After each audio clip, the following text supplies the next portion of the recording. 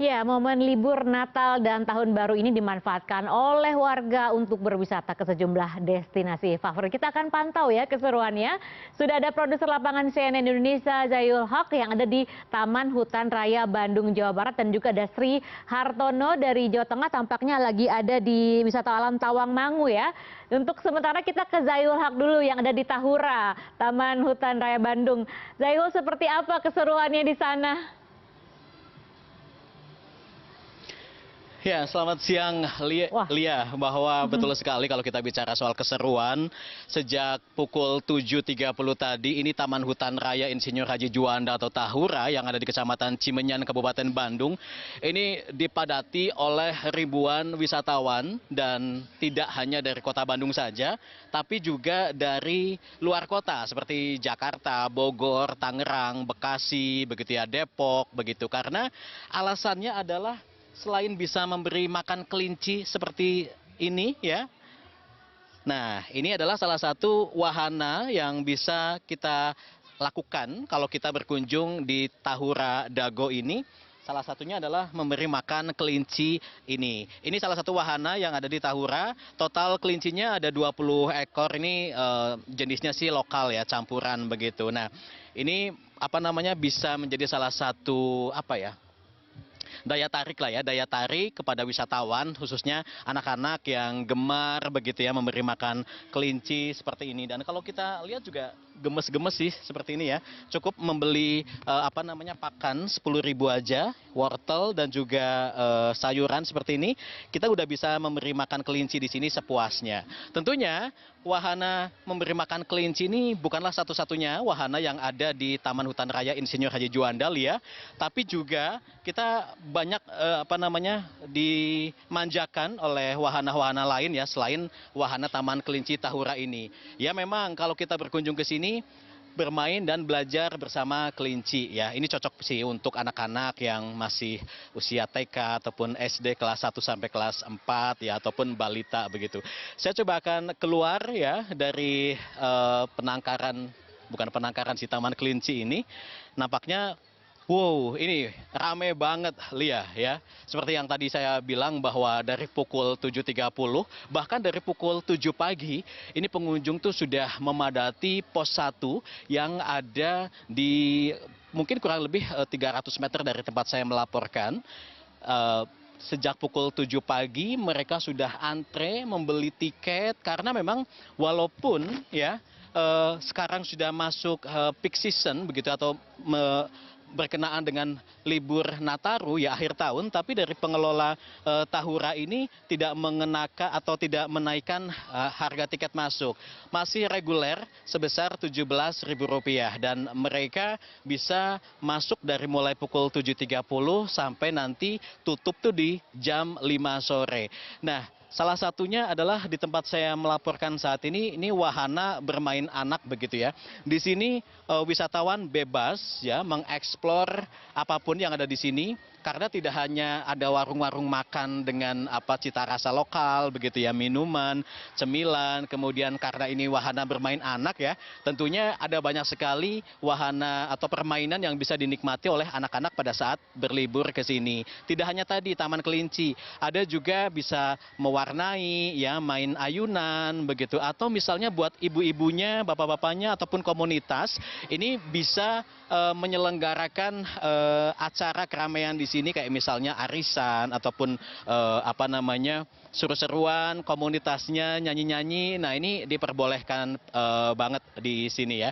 Dan tidak hanya itu ya, kalau kita berkunjung ke Tahura Dago ini kita tetap diperbolehkan membawa bekal ataupun makanan dari luar ke sini. Yang penting karena di Tahura ini tidak menyediakan tong sampah, jadinya para pengelola ini dihimbau untuk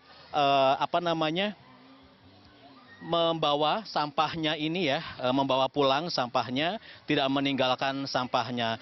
Alasannya adalah tidak menyediakan tong sampah karena banyak sekali primata-primata yang ada di Tahura ini yang sering berkeliaran, sehingga kalau memang ada sampah menumpuk atau ada tong sampah ini seringkali diacak-acak begitu, sehingga membuat kawasan ini menjadi kumuh gitu ya. Kalau kita lihat nih, kayak misalnya ada yang menggelar tikar di sini, ini habis botram karena memang diperbolehkan untuk membawa makanan dari luar ke sini. Saya akan coba samperin nih salah satu keluarga mungkin ya, yang saya kurang tahu dari mana. Permisi, Assalamualaikum Ibu, Bapak, maaf saya ganggu sebentar ya. Oke, saya ke Bapak aja deh boleh ya. Bapak, saya ganggu sebentar dengan Pak siapa? Rudi, Pak, Pak Rudi dari mana nih? dari Jakarta. Dari Jakarta jauh-jauh ke Kabupaten Bandung di Cimenyan ini, apa sih yang menjadi alasan Pak Rudi bersama keluarga berkunjung ke Tahura? Satu, memang saya belum pernah. Kedua, istri udah berapa kali ya keluarga ya. Kedua, udah pasti murah, terjangkau ya untuk masyarakat umumnya begitu kan. Ketiga, ya saya tahu dengar bahwa ini alamiah sekali begitu ya. Udara segar gitu kan. Bisa banyak pohon flora fauna begitu kan. Juga ada kegiatan, saya lihat tadi sepanjang saya jalannya ada hiking, orang bisa naik sepedahan gitu kan, fotografi juga. Jadi beberapa alasan saya seperti itulah gitu. Tadi sudah jelajah ke wahana mana saja nih? Tadi ke mana? Gua Belanda tadi ya. Terus ke Rusa, terus ya kulineran dulu, ini istirahat sebentar. Nanti mungkin lanjut lagi. Kemana habis ini? Pulang atau ke gua Jepang kali ya. Oke, baik. Pak Rudi dan juga keluarga, terima kasih banyak. Selamat berlibur di Tahura ini. Selamat berlibur ya Pak ya, dan selamat melanjutkan eksplorasi lagi ya. Ya, Goa Jepang dan Goa Belanda ya memang menjadi salah satu ikonik ya, ikon kalau kita berkunjung ke kawasan Tahura Dago ini, karena Goa Jepang ini lokasinya memang lebih dekat dari tempat saya melaporkan, kurang lebih sekitar 700 meter begitu ya. Dan kalau Goa Belanda itu posisinya lebih jauh, sekitar 1,2 kilometer dari tempat ini. Sehingga memang kebanyakan pengunjung yang setelah menyusuri Goa Jepang maupun Goa Belanda kembali lagi ke area bermain ini untuk sejenak istirahat, duduk-duduk begitu ya, sambil menikmati bekal makan siangnya seperti itu. Tidak hanya Taman Kelinci, kemudian juga penangkaran Rusa Totol, ada juga Goa Jepang, Goa Belanda, dan juga area hiking begitu ya, karena Tahura ini seringkali digunakan untuk mereka yang jalan-jalan menikmati udara segar sambil hiking begitu. Nanti kapan-kapan Lia, saya tunggu di Tahura untuk menikmati wisata alamnya yang begitu sejuk. Kembali ke Anda Lia di studio. Baik, benar ya. Nanti kita sama-sama jalan-jalan di Tahura, Zayul. Terima kasih. Seru sekali di sana. Ada tadi kasih makan hewan, mulai dari juga aktivitas yang kreatif ya, melukis dan lainnya. Kita akan intip juga keseruan di Solo. Sudah ada Sri Hartono di sana. Selamat siang, Tono. Kenapa lokasi tempat Anda melaporkan ini menjadi destinasi pilihan wisata khususnya bagi warga Solo? Karena satu lokasi tujuan wisata bagi para pemudik maupun wisata. Memang tidak jauh dari kota Solo, sekitar 1 jam perjalanan untuk sampai ke Kabupaten Karanganyar ini. Di Kabupaten Karanganyar ini memang selain menyaksikan keindahan alam, kemudian banyaknya air terjun dan beberapa destinasi wisata yang instagramable, memang cuaca atau suhunya yang cukup dingin karena berada di lereng Gunung Lawu, sehingga wisatawan yang datang ke Karanganyar ini menikmati keindahan alam sekaligus udaranya yang sejuk. Nah, salah satu tujuan dari wisatawan yang datang ke Karanganyar selain ada air terjun di Tawangmangu, di Kemuning ada Sky Hill Kemuning, di mana ini adalah sebuah jembatan kaca yang memiliki panjang sekitar 63 meter, kemudian ketinggian sekitar 60 meter, berada di atas hamparan kebun teh.